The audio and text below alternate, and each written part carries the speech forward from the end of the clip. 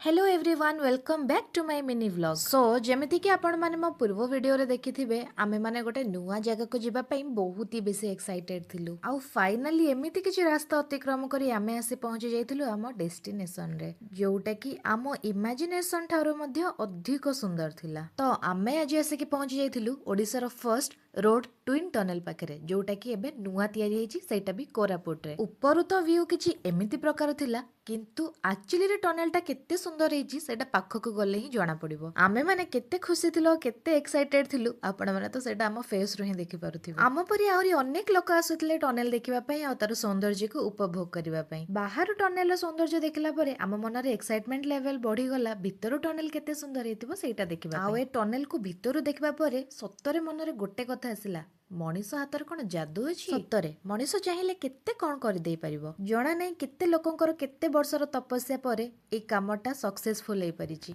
काम तो एपर्यंत कंप्लीट भी ହେଇନି किंतु एबेठारो ही एते सुंदर लागुची तो निहाती भाबरे कहि परिबा ओडिसा पई एटा गोटे गर्वर विषय आ सतरे आको बनेइथिबा भाई मानको बहुत सारा एप्रिसिएशन मिलिबा दरकार आमको तो एटिके आसे कि बहुत बेसी खुशी लागिला जदि आपण माने भी कोरापुट आछंती थरे टनल बुलिया पई निहाती आसंतु आज पई एति कि पुणी देखाबा आ गोटे वीडियो रे टिल देन बाय।